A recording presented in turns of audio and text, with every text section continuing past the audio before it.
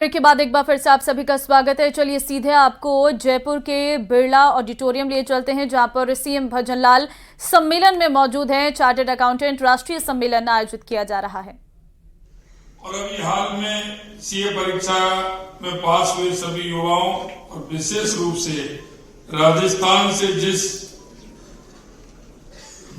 इस परीक्षा में प्रथम स्थान प्राप्त करने वाले भाई मधुर जैन, तीसरा स्थान प्राप्त करने वाले टीकेंद्र कुमार सिंगल जी, ऋषि मल्होत्रा जी और मेरिट में स्थान प्राप्त करने वाले विनय मक्कानी जी, मानसी गुप्ता जी, तुषार जैन जी को भी मैं बहुत बहुत बधाई देता हूं। मैंने देखा है जब भी सीए का परिणाम आता है, मैं निश्चित रूप से आपको बहुत बहुत बधाई देना चाहता हूं कि राजस्थान में 2, 3, 4, 5 की संख्या और भी ज्यादा मेरिट की आती है। उसके लिए भी मैं आपको बहुत बहुत शुभकामनाएं देना चाहता हूं। Institute of chartered accountant of India chartered accountancy को नियम अनुरूप चलाने की दिशा में बेहद अहम जिम्मेदारी का निर्वहन आप कर रहे हैं। ये गौरव की बात है कि आईसीआई 11.50 लाख से अधिक सदस्यों और छात्रों के साथ दुनिया में चार्टर्ड अकाउंट का सबसे बड़ा पेशेवर ये निकाय है। भारत में करीब 4 लाख और राजस्थान में करीब 30,000 सीए देश के काम में लगे हुए हैं। जीवन में धन की महत्वपूर्ण भूमिका और अर्थव्यवस्था को गति और दिशा देने में सीए का काम कितना अहम है, ये आप सभी जानते हैं। मेरा मानना है कि जिस तरह से डॉक्टर नागरिकों के स्वास्थ्य के लिए आवश्यक होता है, वैसे ही सीए भी देश की आर्थिक स्वास्थ्य के लिए बहुत आवश्यक है।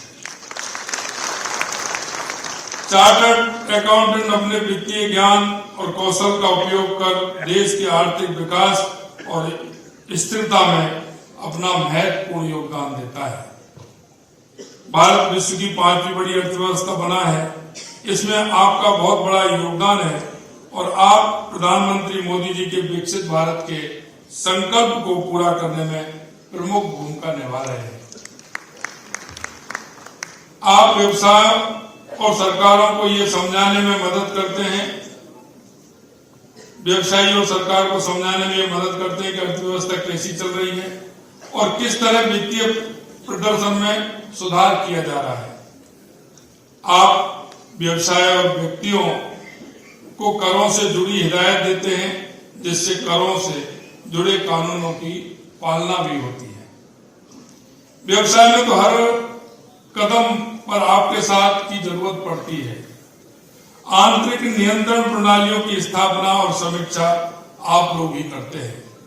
आप अपनी मेहनत व शिक्षा के साथ इस मुकाम पर पहुंचे हैं। अब आपका कर्तव्य भी है कि आप अब देश हित के बारे में सोचें और विचार करें।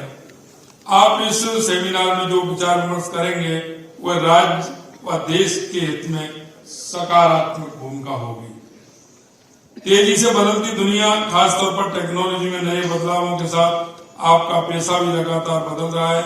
इन बदलावों से पैदा होने वाली चुनौतियों का सामना करने और अपने पेशेवर कौशल को निरंतर परिष्कार करने के लिए आपसी ज्ञान को साझा करने वाले ऐसे सम्मेलन बहुत ही उपयोगी होते हैं।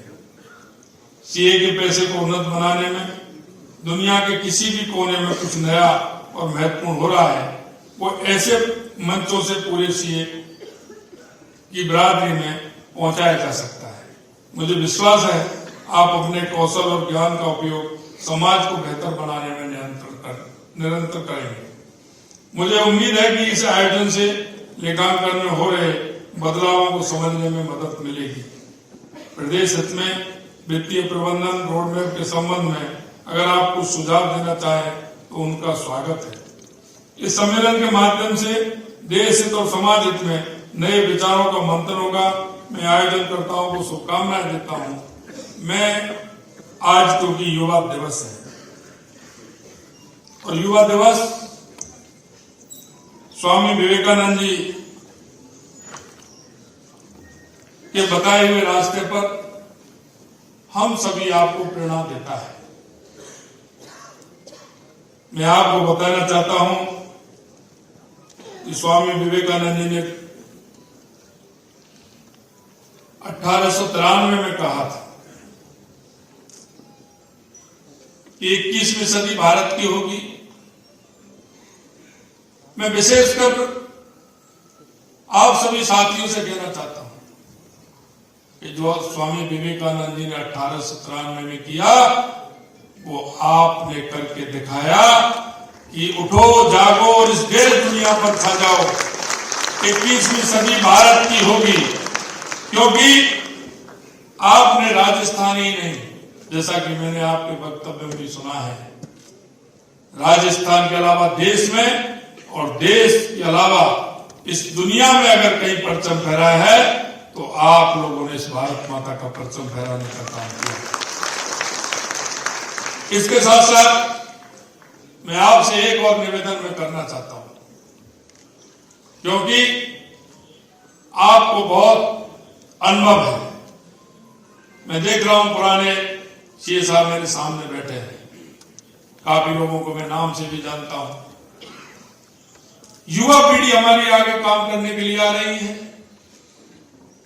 मेरा आपसे इतना निवेदन है, आपके अनुभव के हिसाब से नए नए इनोवेशन राजस्थान क्या कर सकता है, मैं आप सभी को आमंत्रित करता हूं कि नए नए इनोवेशन के लिए हम राजस्थान में ऐसा कौन सा अच्छा काम कर सकते हैं जिससे कि हमारी राजस्थान की अर्थव्यवस्था मजबूत हो, और राजस्थान की अर्थव्यवस्था मजबूत होगी तो निश्चित रूप से देश की अर्थव्यवस्था भी मजबूत होगी।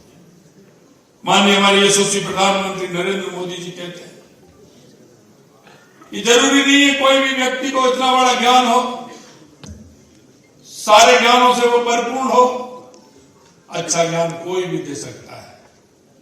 उसके ज्ञान की पूरी तरह से कि वो अच्छा ज्ञान दे करके हमारी इस अर्थव्यवस्था को भी सुधार सकता है और हमारे राजस्थान के इतने 8 करोड़ लोगों के जनजीवन के आधार को भी बना सकता है।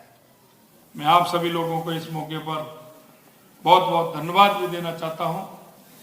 और मित्रों, ये युवा है, मुझे बड़ी खुशी हुई कि राजस्थान से मैंने प्रथम आने वाले को बधाई भी दी कि आप जिस बेड़े में हो वो देश की अर्थव्यवस्था को तो सुधारेगा, लेकिन जो हम कहते हैं कि हमारी पूंजी, जैसे राजा के बारे में कहते हैं कि जब कर लगते थे तो ऐसे लगता है जैसे मधुमक्खी किसी फूल से शहद चुनती है। कोई माली अपनी बगिया से एक एक फूल को चुनता है जिससे उस पर भी अंतर नहीं आए और राजकोष भी चले। आप उस निर्माण को निश्चित रूप से आगे बढ़ाने में सहयोग करेंगे और राजस्थान को ही नहीं, इस देश की अर्थव्यवस्था को मजबूत बनाने का काम करेंगे। आपके इस 2 दिन की सेमिनार में निश्चित रूप से राजस्थान को ही नहीं, पूरे देश को फायदा होने वाला है।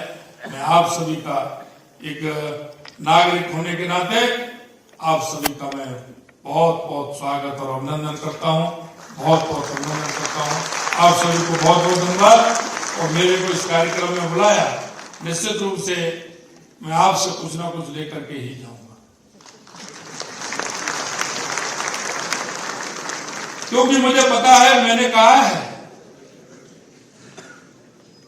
कि आपके जो नए नए इनोवेशन है निश्चित रूप से आप देंगे और हमारी सरकार निश्चित रूप से उनको पूरी तरह से आगे राजस्थान के लिए नहीं, राजस्थान के आवाम के लिए उनको ठीक प्रकार से उपयोग मिलेगी।